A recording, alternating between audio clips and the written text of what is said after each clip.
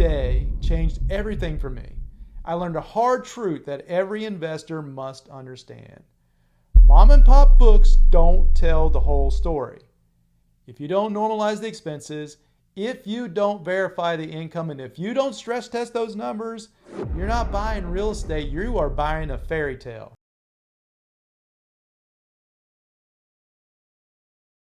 When I first started looking at small apartments, I thought the process was simple. The seller gives you their books, you check the income, the expenses, and you make an offer, easy and straightforward. Back then, I believed the numbers on the paper were the truth. But then came my first so-called mom and pop property.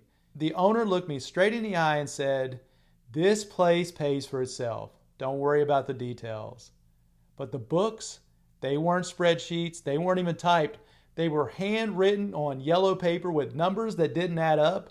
And in that moment, I realized I could be walking straight into a financial disaster. So I started digging. I asked for their bank statements and I compared rent rolls to deposits. I built my own spreadsheets from scratch. I thought if I just pressed hard enough, the truth would reveal itself. But every step brought back another wall. Those receipts were missing, expenses were buried under miscellaneous, tenants were paying cash off the books, and every time I thought I was close to clarity, another curveball came flying. It felt like trying to build a puzzle with half the pieces gone. Finally, I normalized the numbers. I applied industry standards, I stress tested everything, and the truth hit me like a punch to the gut. What the seller swore was $200,000 in NOI was actually closer to $150,000. That gap alone, at a 6 cap, was an $800,000 difference in the valuation. Now imagine buying a property you think is worth $3.3 million, only to discover it's really only worth $2.5 million. That day changed everything for me. I learned a hard truth that every investor must understand. Mom and pop books don't tell the whole story. If you don't normalize the expenses, if you don't verify the income, and if you don't stress test those numbers, you're not buying real estate, you are buying a fairy tale. And fairy tales in this business, they're going to cost you millions. Now here's the thing about a mom and pop property. The books almost never tell the full story. And it's not always because the seller's trying to trick you. Most of the time, it's just the way they've run the business for years. Let me walk you through what I mean. First, emotional attachment. For starters, they don't really treat the property like a business. To them, it's personal, it's their baby, so when you look at their numbers, they're not clean. They're not structured to make sense to a buyer or a bank. They're written in whatever way made sense to the owner at the time. Number two, the cash economy. Second, a lot of these folks operate in cash. Rent collected in envelopes, maybe a handshake here and there, and when you ask for a rent roll, you might just get a nod and a trust me. The problem is, if the money never hits the bank, you can't prove it exists. If you can't prove it exists, neither will your lender. Number three, personal expenses are hidden. Then there's the personal stuff. You would be amazed at how many owners bury their own expenses into the property. Cell phones, gas, bills, groceries, all showing up as maintenance or utilities. So on paper, this property looks like it's barely breaking even, when in reality, it's just paying for their lifestyle. Number four, incomplete documentation. The final piece of this. The documentation is usually a mess. Forget about a clean T12 or detailed expense report. Sometimes you're lucky to even get a handwritten ledger. Now I've seen roof repairs listed as miscellaneous, 10 grand just lumped into a single line. And I've seen deferred maintenance completely ignored like it didn't exist. And that's where you get burned, because what's not on paper still costs you in real life. So look, it's not always that they're being dishonest. Most of the time they really just don't know any better. If you buy based solely on those mom and pop books, you're not investing, you are gambling. Now let's keep the flow going.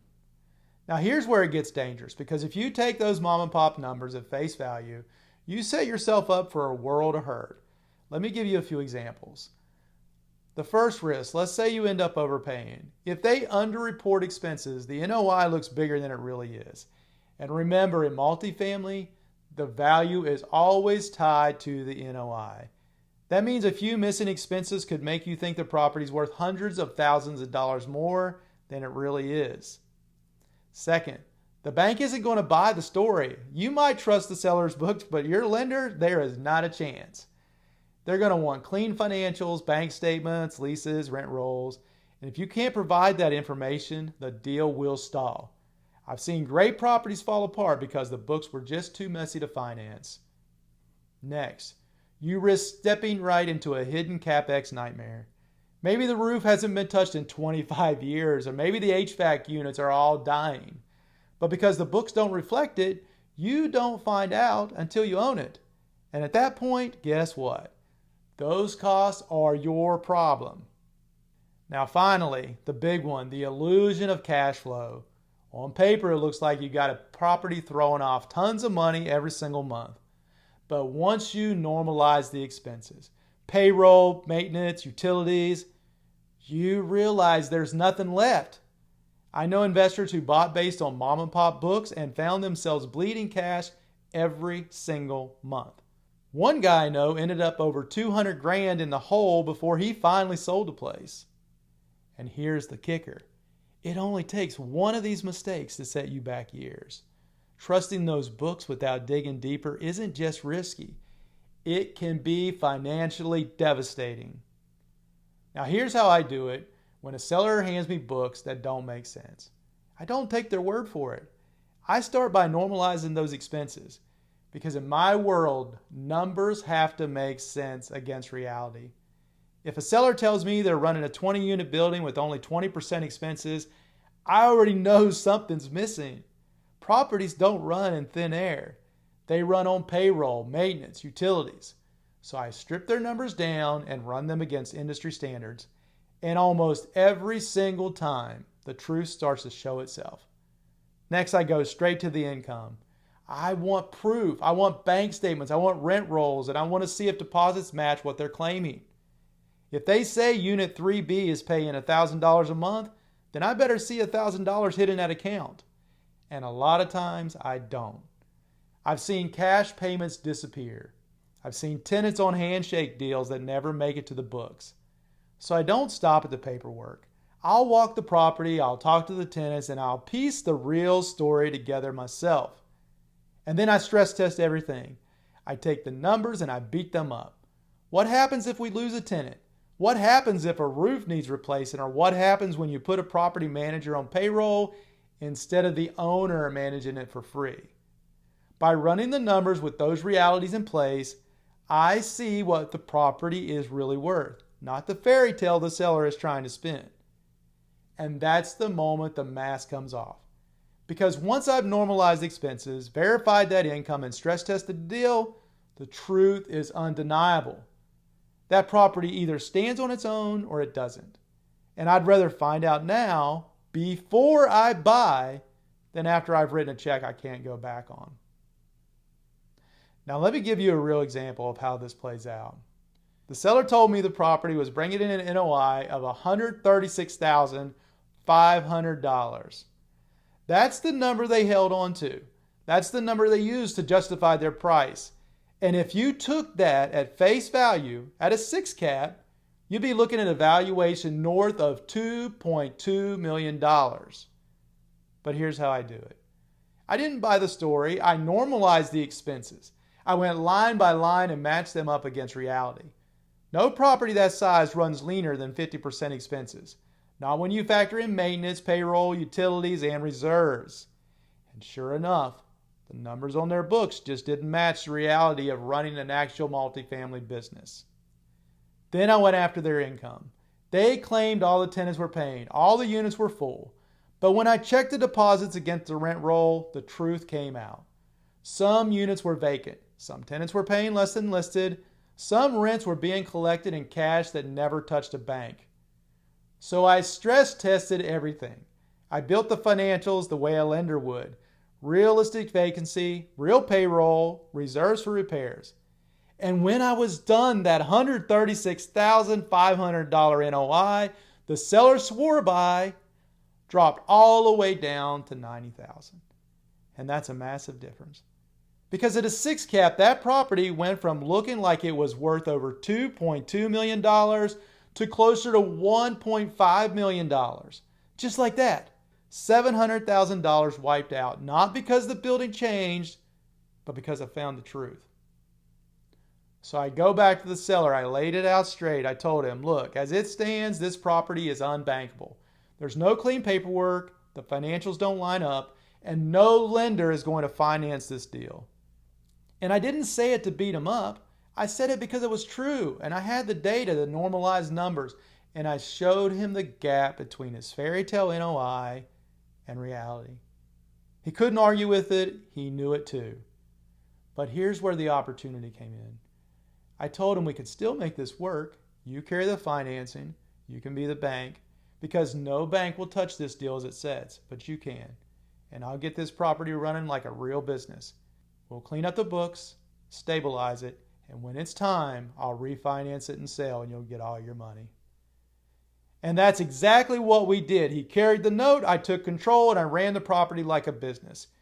We stabilized rents, we cut out the nonsense expenses, we brought occupancy up, got leases signed, and built clean financials.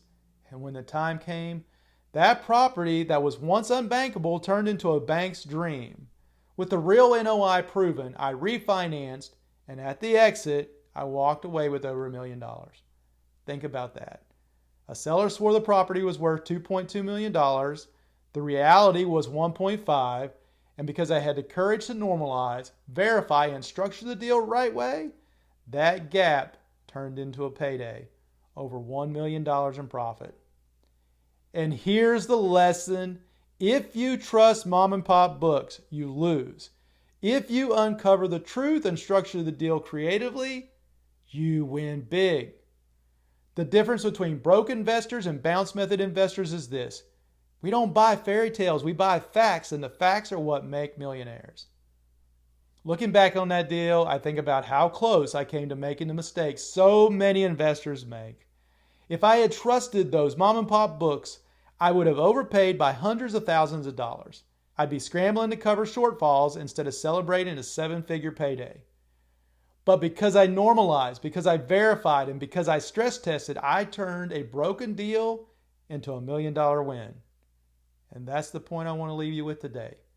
This business doesn't reward the dreamers who buy fairy tales. It rewards the disciplined ones who uncover the truth.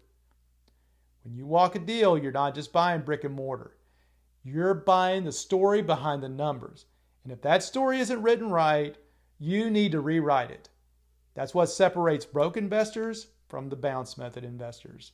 So the next time a seller tells you, don't worry, this place pays for itself, I want you to remember the story. Don't buy the words. Don't buy the smile. Buy the facts. Because when you do, when you normalize, when you verify, when you build your own version of the truth, that's when $1 million payday shows up on your balance sheet. Now, if this episode hit home, share it with a friend who's chasing their first multifamily deal. Subscribe so you don't miss the next one. And remember, the road to your first million starts with uncovering the truth behind the books. Now, I'm JD Allen, and this is The Bounce Method.